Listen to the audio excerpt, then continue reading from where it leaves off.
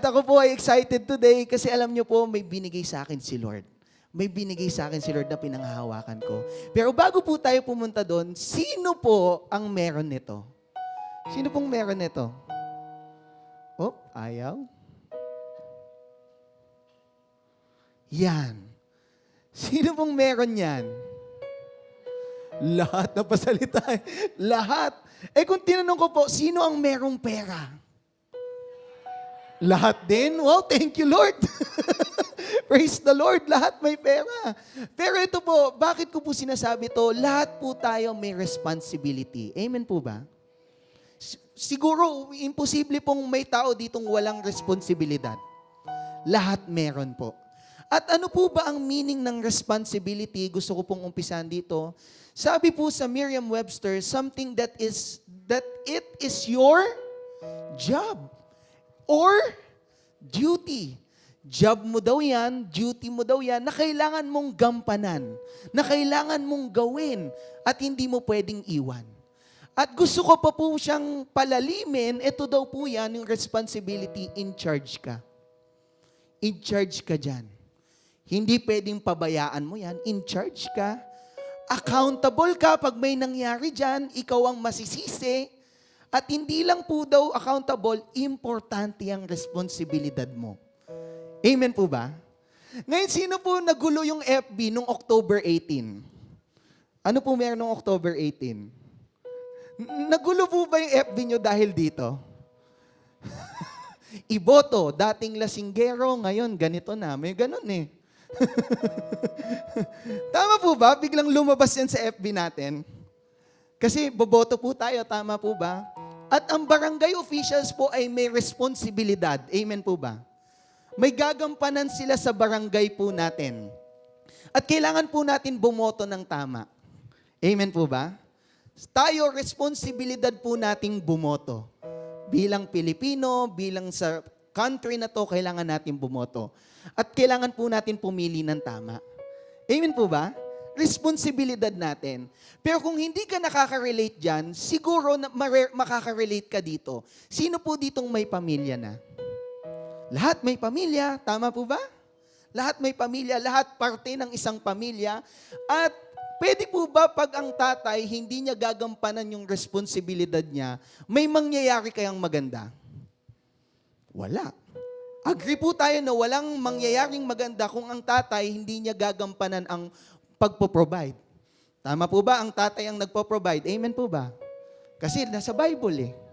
At hindi lang po yan, ang tatay nagpo-provide. Paano pag ang nanay naman hindi nag-aalaga? Tama po ba yon?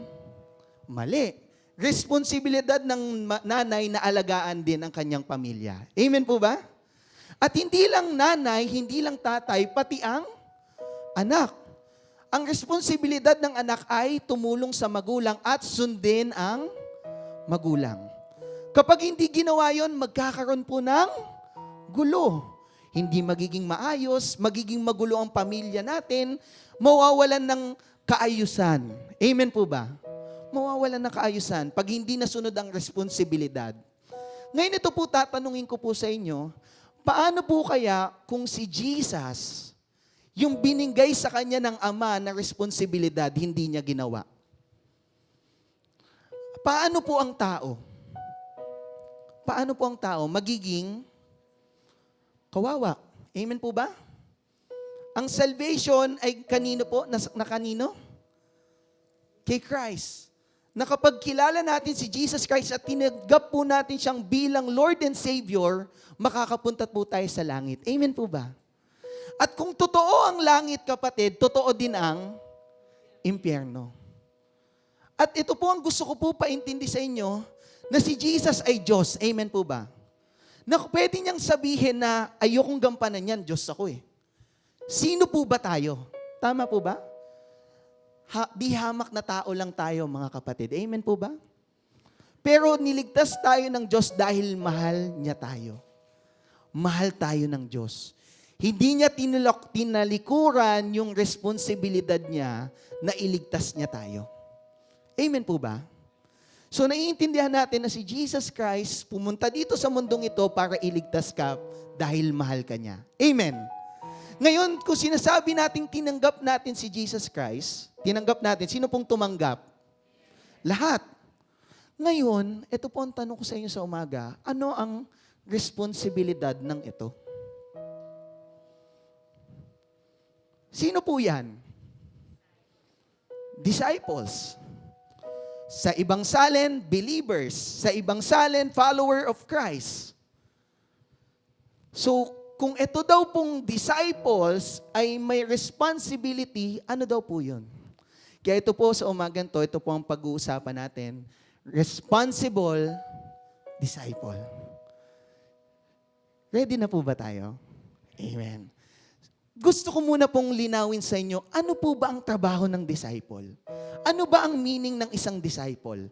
Ito daw po yun. What is a disciple? One who accepts and assists in spreading the doctrines of another, such as a Christianity. So part po ba kayo ng Christianity? Part po ba kayo na Christian kayo? Proud po ba kayo na Christian kayo? Kung proud ka na Christian ka, nakilala mo si Jesus, na tinanggap mo si Jesus, may trabaho ka. Accepts and assist. Pwede po bang tanggapin lang? Pwede po ba? Pwede po bang tanggapin ko lang si Jesus Christ pero wala yung assist? Pwede po ba yun? Isipin po natin, alam niyo po may difference between believers and responsible disciples. Gusto niyo po bang malaman? Ito po yung diferensya, yung pagkakaiba niyan. Believers focus on eternal life. Getting to, dahil ligtas ka na kapatid, wala ka ng pake. Maliligtas na naman ako eh. Pupunta na ako sa langit eh. Okay na ako doon. Okay na yan. Nasa langit na ako eh. Ano pang gagawin ko?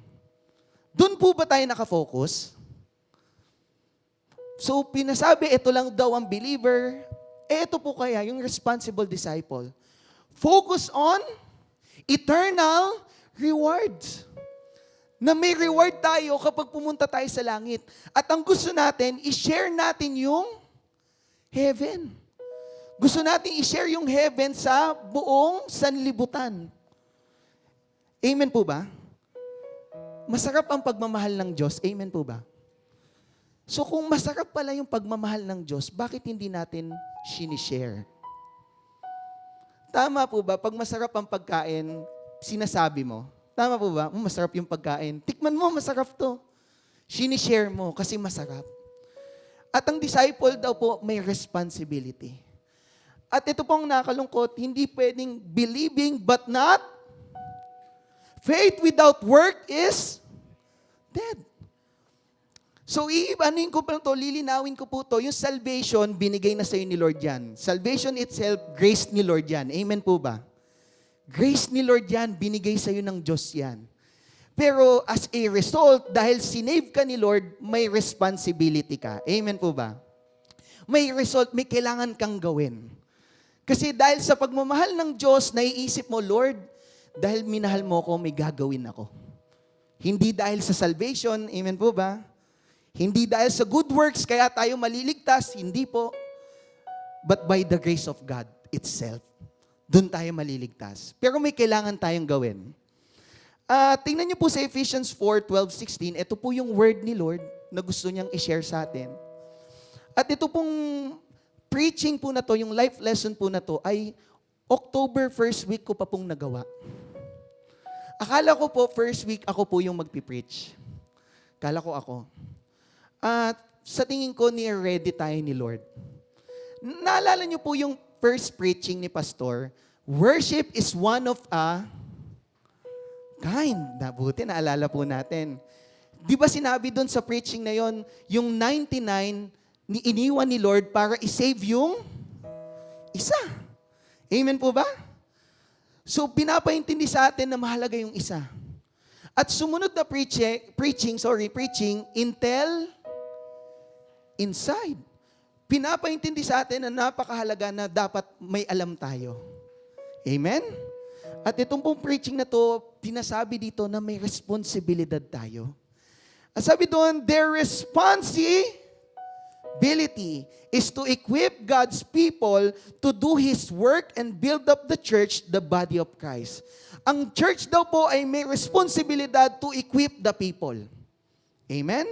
At ang sabi doon, then we will no longer be immature like children. We won't be tossed and blown about by every wind of new. Dahil sa panahon po na to, madaming iba't ibang katuruan. And sabi doon, we will not be influenced when people try to trick us with lies so clever that they sound like na parang kala mo katotohanan, pero nililin lang ka lang pala. Ngayon po, may naintindihan ako dito sa verse na to. At gusto po nating maintindihan na may responsibilities ang disciple. Amen po ba?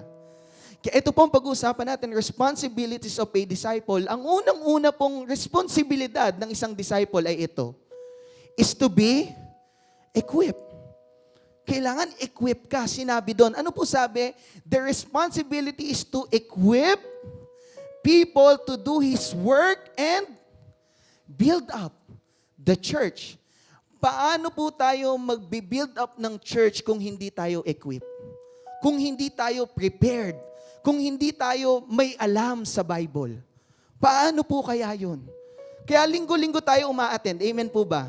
Para tayo matuto. Para maintindihan po natin ano nangyayari sa mundong ito. Naiintindihan natin. At ito pong nakita ko dyan, nung binabasa ko yung verse na yan, equipping is essential on building. Essential siya sa pagbibuild ng isang bagay. At bibigyan ko po kayo ng example, mga kapatid. Pwede po ba kayong gumawa ng isang bahay nang wala kang tools? Wala kang, ano tawag dito? Martilyo. Wala kang plies. Wala kang, ano pa po ba yung screwdriver. Pwede po ba kayong gumawa ng bahay kapag wala kayong equipments? Malabo. Wala kang bakal, makakagawa ka kaya ng bahay? Malabo. Tama po ba?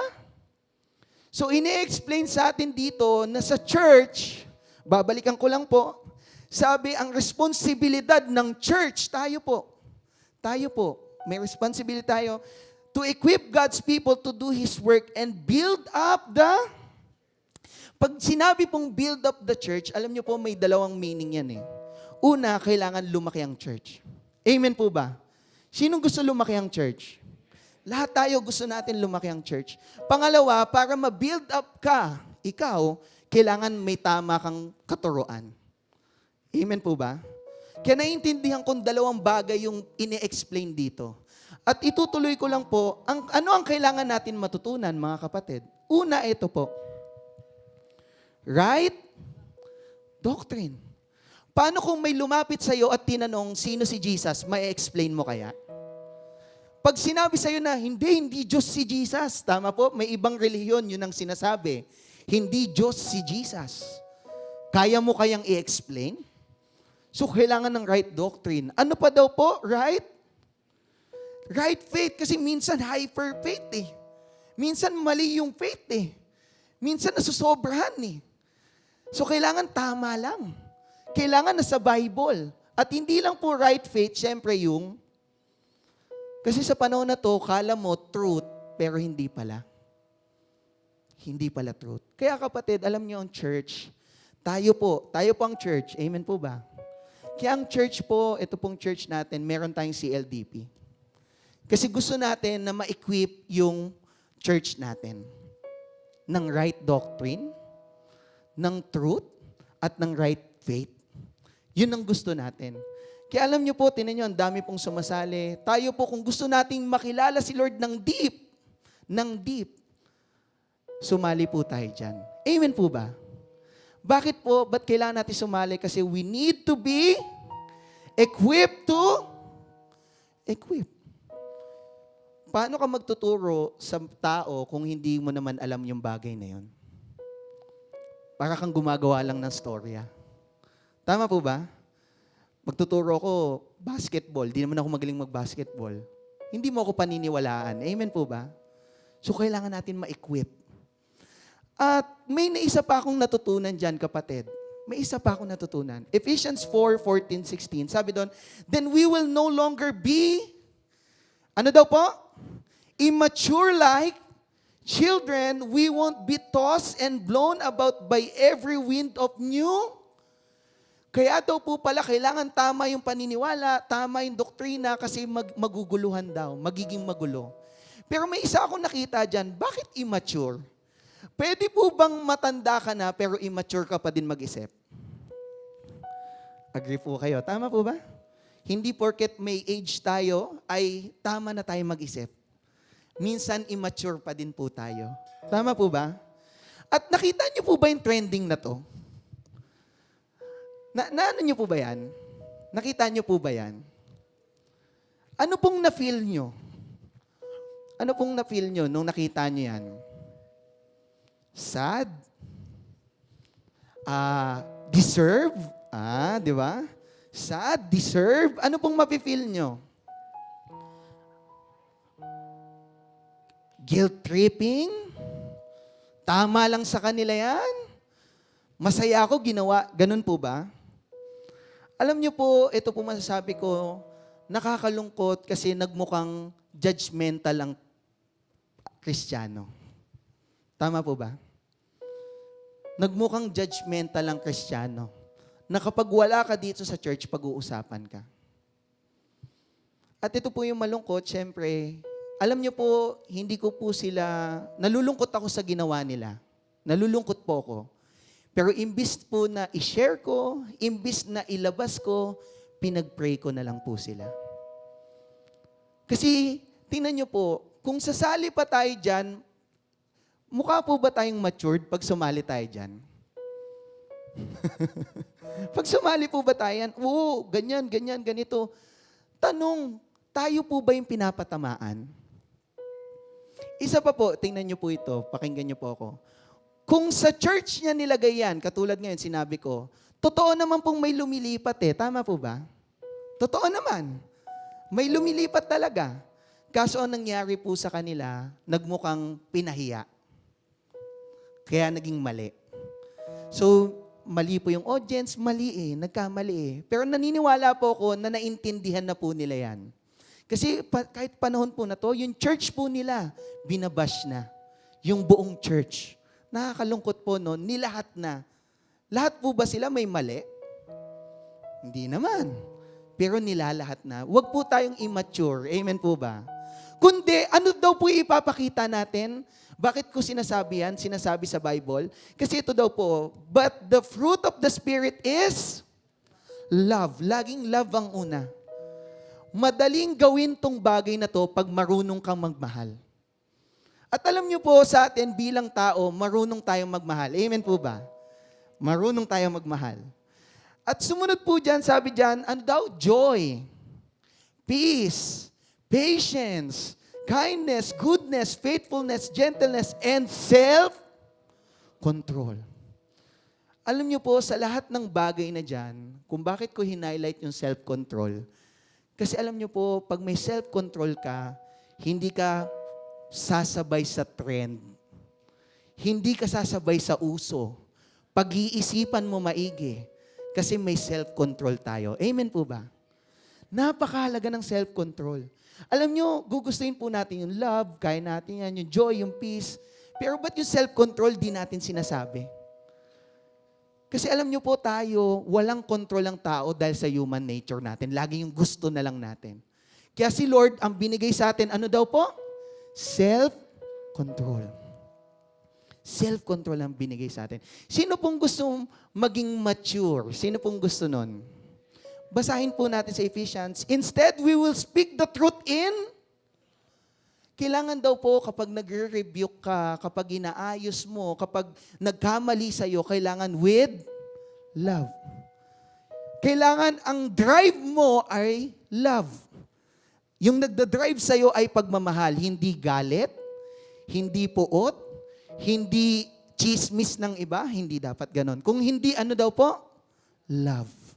At sabi doon, growing in every way more and more like Christ. Siya po ang head ng church. Amen po ba? Si Christ. At gusto natin maging katulad ni Christ sa buhay natin. Kaya ito po masasabi ko dyan, maturity means being like, kung gusto mo maging mature, gayahin mo si Kristo. Si Kristo ang gayahin mo. Siya ang gayahin mo. Siya ang tignan mo. Kasi may matututunan ka doon. At hindi lang po ma-equip tayo, ito po yung sumunod, to be united. Ano sabi? This will continue until we all come to such unity in our faith. Tayo daw po ba, iisa lang daw pa paniniwala natin? Iisa lang ba yung faith natin? At sabi doon, in knowledge of God's Son, that we will be mature in the Lord, measuring up the full and complete standard of Christ. So sinasabi dito sa verse na to, na tayo daw mga Christian, kailangan magkaroon tayo ng unity. Amen po ba? Na iisa yung goal natin. Iisa yung mission natin. At ano yon? Yung full standard ni Christ. Yun yung gusto po natin. At bibigyan ko po kayo ng example. Sino po may alam nito? Sino may alam niyan? Ano po yan? Networking. Networking. Ano po sabi dun sa tagline nila? Building people, building business. At alam niyo po, ito ang nakakalungkot. Ito pong nakakalungkot yan. Kapag pera ang usapan, nagkakaroon ng unity. Tama po ba? Kapag sa networking, gagawin nila lahat para lang magkaroon ng tama naman. Hindi ko po tama naman. Yun talaga yung goal eh. Kaya may network eh. Kasi gusto natin, ang goal nila, magkaroon ng business. Tama? Agree po kayo? Paano pag ganito? Ba't pag ang goal natin ay para kay church, para sa Diyos, ay hindi tayo united? Paano pag sinabi ko po sa inyo na ang goal natin ay to make disciple, gagawin po ba natin?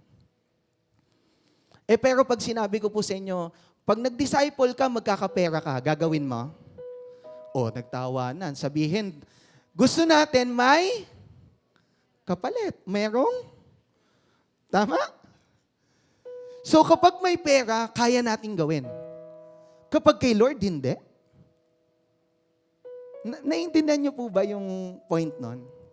Sa mundong ito, kapag money-driven, kapag pera ang nagda-drive sa'yo para mabuhay, may mali.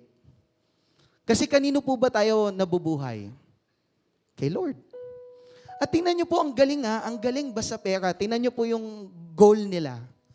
One mind, one heart, and ganda, no? Iisa lang ang iisip, iisa lang ang puso, at iisa ang goal. Iisa lang ang goal. Sabihin, pinapaintindi po sa atin dito na ito, pag pera, kaya mag-isip ng tao na iisa lang. Tayo po ba, ano po ba ang tagline natin? Sige nga, ano po ang tagline natin? Ano po ang tagline ng church? Walang may alam. Tingnan niyo po. Gusto niyo po malaman? We exist to grow for God's. Yun yung heart natin. Yun yung tagline natin. Hindi pera, hindi ako. Kung hindi, sino daw po? Si Lord. Si Lord lang. Magiging united po ba tayo sa heart na yan? Ano po ba ang mission natin? Sige nga, ito, yan ang tagline natin. Ano daw mission po natin? Growth? Ano daw po? Growth 1,000. At currently po, para malaman nyo ano po meron sa atin ngayon, tayo po ay 520 ang average natin.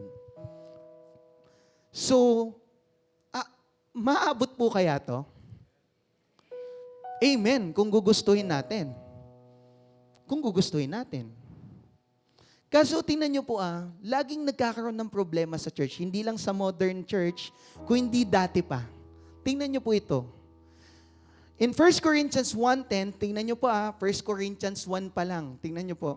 I appeal to you, brothers and sisters, in the name of our Lord Jesus Christ, that all of you agree with one another in what you say and that there be no, ano daw po yung word? Division. Hindi pwedeng si leader ay may sariling pag-iisip, yung isang leader may gustong gawin at hindi susundin si pastor. Si pastor po ay bigay sa atin. Amen po ba? Si Pastor Edwin. At kung ano yung binigay sa kanya ni Lord na heart, yun ang gagawin natin. Kasi party tayo ng body of Christ. Amen po ba? Kaya party ka. Party ka. Hindi pwedeng hindi. Ngayon, kung yun pa lang sinasabi, hindi pwedeng may division sa church na to. Hindi pwedeng praise and worship lang ako. Hindi pwedeng dancer lang ako. Multimedia lang ako. Ushers lang ako. Hindi pwedeng ganun. Amen po ba? Iisa lang tayo. Tingnan niyo po, there be no division among you, but that you be perfectly united in mind and thought. Kailangan yung word na perfectly united. Ito yung heart na binibigay ng Lord na gusto na mangyari sa Corinthians na kailangan maging united. Kailangan united daw. Pero tingnan nyo po, anong dahilan kung bakit walang unity? Tingnan nyo po. What I mean is this, one of you says, I follow Paul.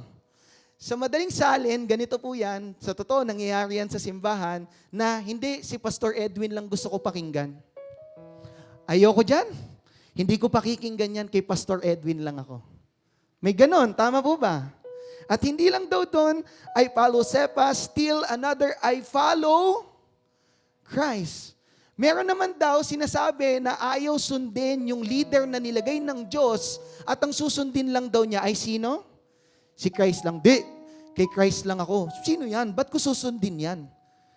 Bakit ko susundin yan? Si Christ ang leader. Bakit ko susundin yan?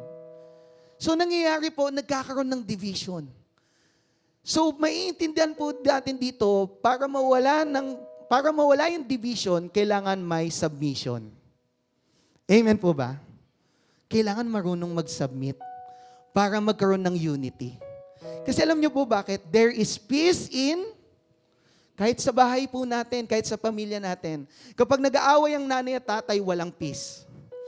Kapag nag-aaway ang magulang, pati anak, walang peace. So, napakahalaga ng peace sa unity. Party yan. Amen po ba? So, para maging united tayo, kailangan walang division. Amen po ba? Amen. At tingnan mo po, meron po tayong C2S. Sino pong party ng C2S? Taas muna po kamay. Party ng C2S. Taas ang kamay. Huwag po mahiya. Lahat ng party ng C2S. Taas po kayo kamay. Ngayon, kung part ka ng C2S, tingin ka sa paligid mo. Tingin ka sa paligid mo. Tingin ka sa paligid mo. Ngayon, nakikita mo yung hindi party ng C2S, invite mo. Amen ba? Bakit? Kailangan party ka ng church. Amen po ba? Kasi paano ka naging Christian kung ayaw mo maging part ng isang church? Ano, kay Christ lang? Ayaw mo mag-fellowship sa believers? Hindi pwede, kapatid. Party yan sa unity na binibigay sa atin ni Christ. Amen po ba? So, kailangan maging part ka. Kailangan maging kasali ka. At alam niyo po ito, ang maganda, pag kasali ka, dahil part ka na, may unity na, where there is unity, there is always, yan ang gusto natin. Kahit sa pamilya natin. Magagawa natin ang gusto natin sa pamilya natin kapag may unity tayo. Kapag united tayo. Amen po ba? May victory. At hindi lang po yan, syempre may isa pa tayong responsibilidad. Ito ang last. Ano daw po? To make disciples. In Ephesians 4:9-10, notice that it says, He ascended. This clearly means that Christ also descended to our lowly world. Si Lord daw ay pumunta dito sa mundong ito, nagkatawang tao, para kanino po? Para sa atin. And the same one who descended is the one who ascended higher than all the heaven, so that He might fill the entire universe with. Nung binabasa ko to, Lord, anong meaning mo na gusto mo ma-fill yung earth? Yun yung word ma-feel mo yung earth Alam mo, ang gusto ng Lord, lahat tayo maligtas. Kahit yung mga nasa labas dyan, gusto ni Lord lahat maligtas. Pamilya mo, kaibigan mo, mga taong nakakasalamuha mo, lahat maliligtas. Yun ang gusto ng Diyos. Yun ang gusto ni Lord. At paano po mangyayari yun kung tayo hindi natin siya sinishare? Paano po mangyayari yun kung yung bibig natin nakatikom? Paano po mangyayari yun kung hindi natin gagawin yung best natin to share the word? Paano mangyayari yun? Alam niyo po, dahil si Christ ang pumunta dito, ito po yung huling bilin niya sa atin. Ito yung sinabi niya. Therefore, go and make, malinaw pa sa maliwanag. Go and make disciples. May iba po ba? Go and make a fellowship. Yun po ba yung sinabi? Hindi naman.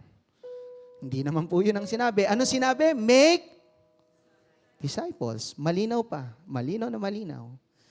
Of all nations, baptizing them in the name of the Father and of the Son and of the Holy Spirit.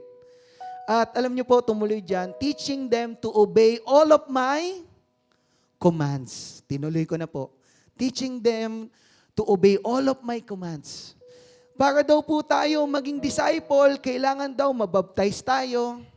Kailangan daw sundin natin yung command ni Lord. Gawin natin lahat, the word all.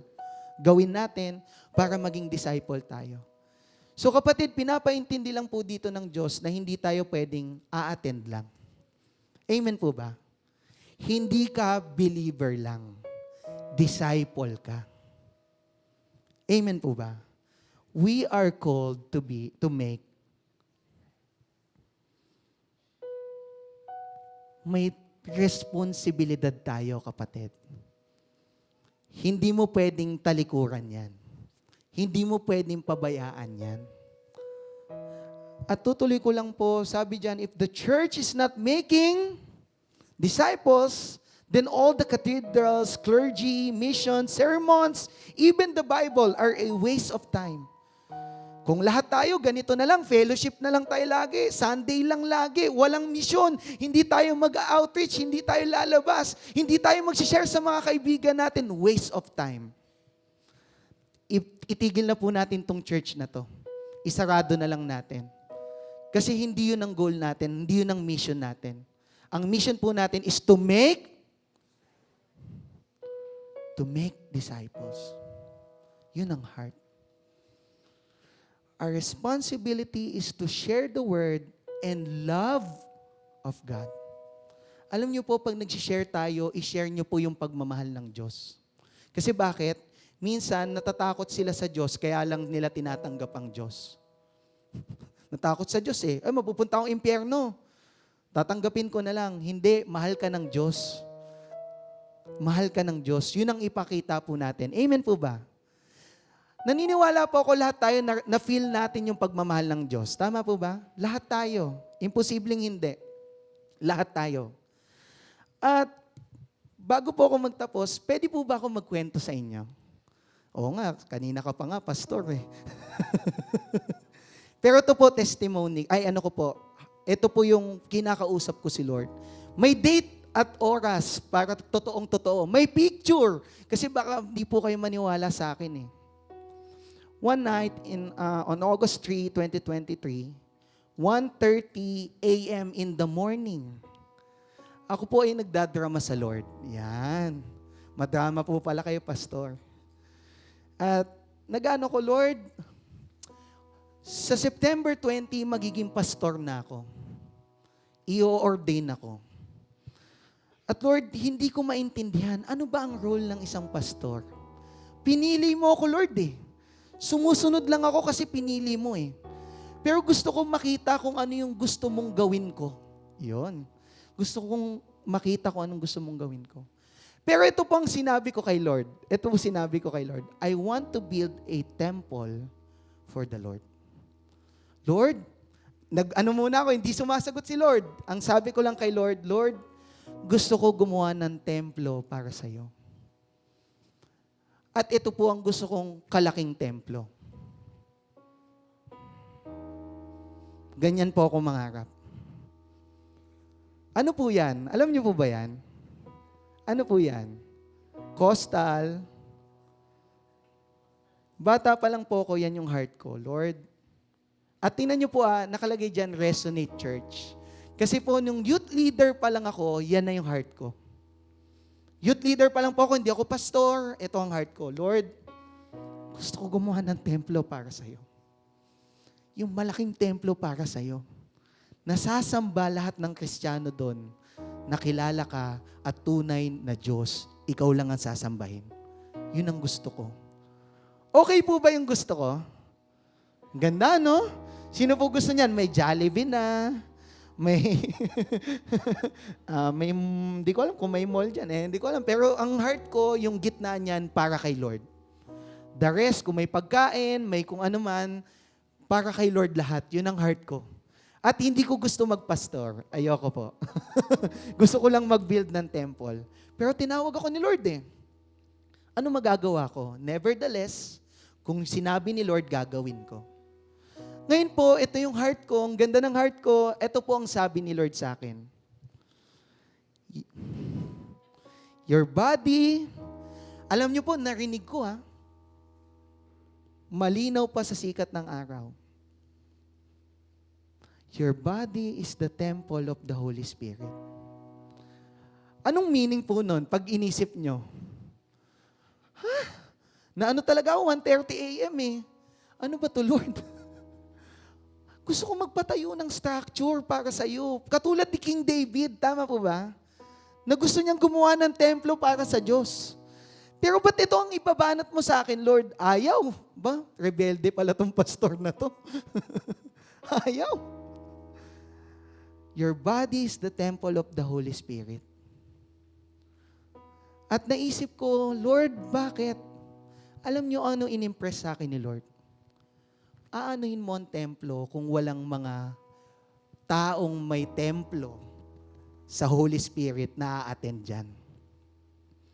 Aanuhin mo yung malaking church kung walang church na tao? May sense po ba? Ang ganda nung ano ni Lord Sobrang simple Aanuhin mo yan. Hindi yan ang goal mo, anak. Ang goal mo is to make disciples. Yun ang heart mo. At alam niyo po, habang umiiyak ako, Lord, bakit ganun? Ito po yung tinatype ko. A church that will worship the one and true, ito daw yung kailangan trabahuin ng church.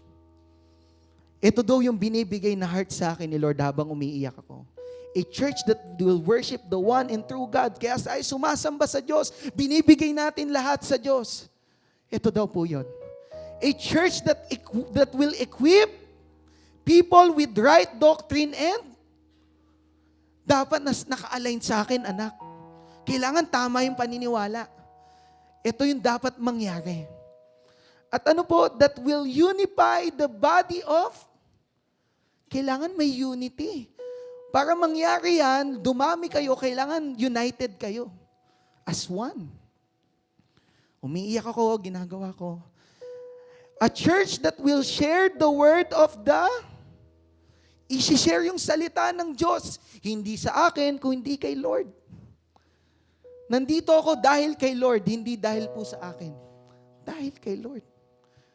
Susundin kita, Lord, kahit ano mangyari, kahit mapahiya ako. At hindi lang po yan, that will make an impact to not to impress, but to make an impact. Hindi tayo dito magpapadami kasi para mag-impress lang tayo, magpasikat tayo. Pero magkaroon tayo ng impact sa community na to, sa city na to. Kasi yun ang isang church. Amen po ba? Yun ang binibigay ni Lord na heart.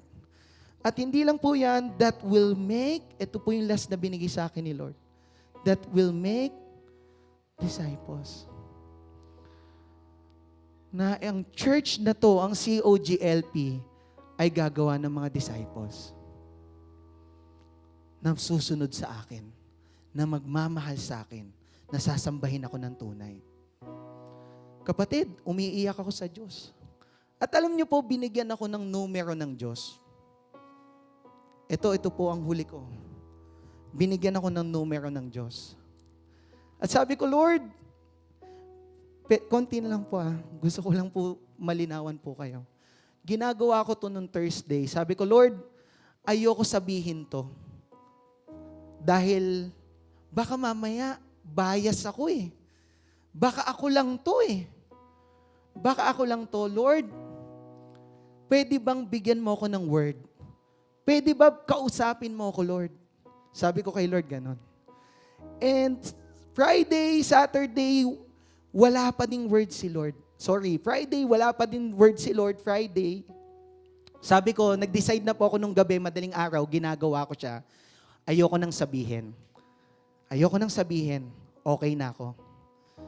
At sabi, kinabukasan, may meeting po, may devotion. At may 2 tao doon na sinabi si pastor. Una, may isang tao daw na si Thomas. Kilala niyo po si Thomas? Sabi kay Thomas, Thomas, si Lord bumalik na. Nandito na siya. Ano sabi po ni Thomas? Hindi ako maniniwala unless mahawakan ko yung butas ng kamay niya. Tama po ba? Unless. Ganun po ang tao. Tama po ba? Susundin mo lang ang Lord unless i-bless mo ako, Lord. Unless.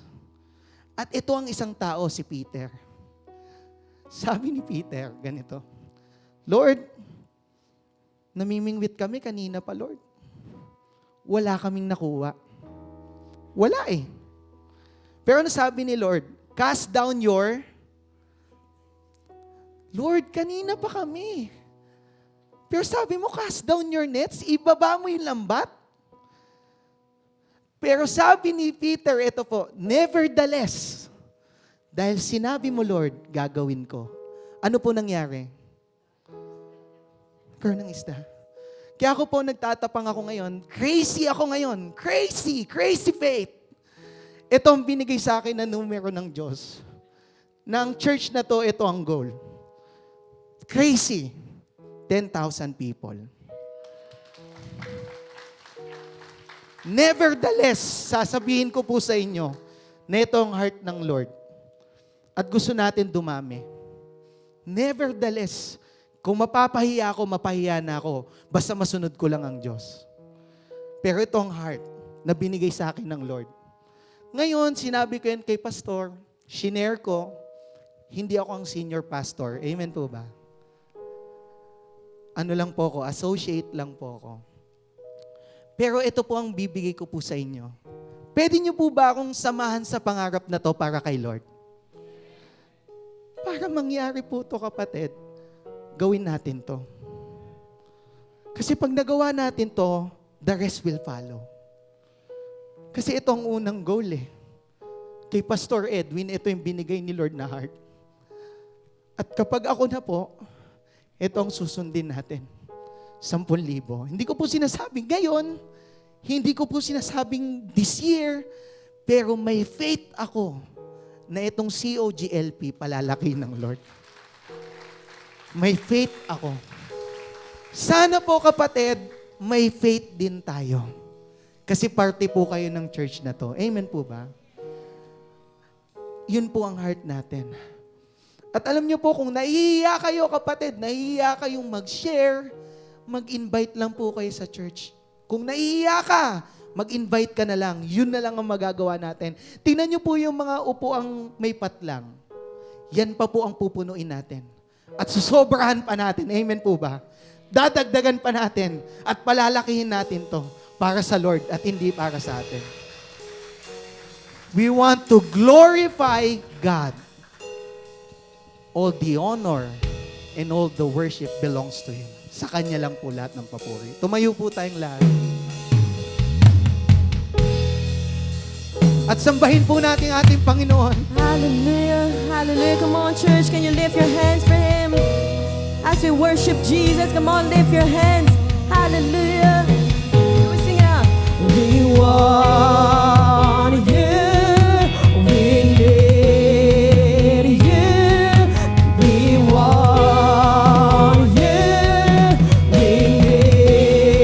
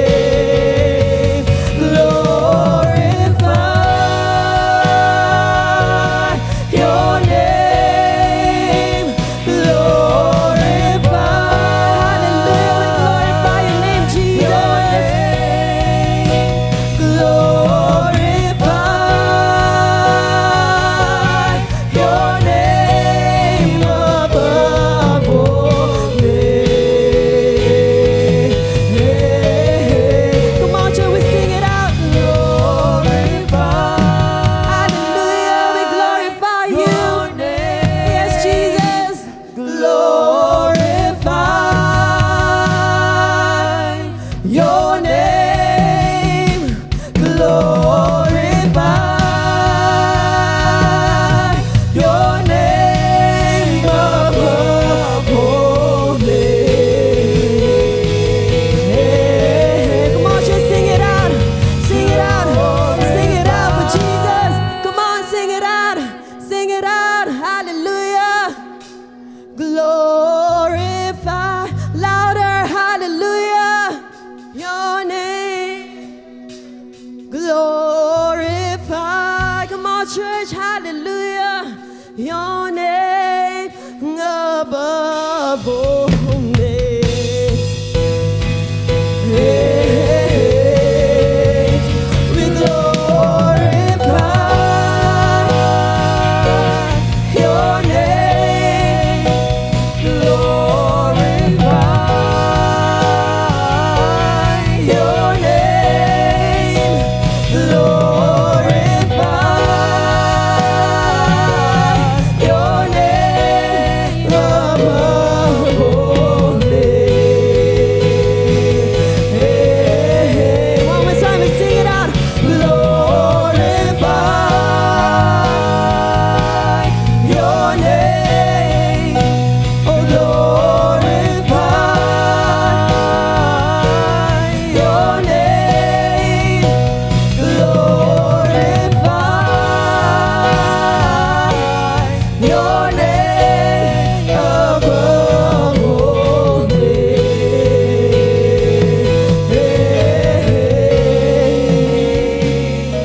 'Cause we want you. Come on, church, let's declare it.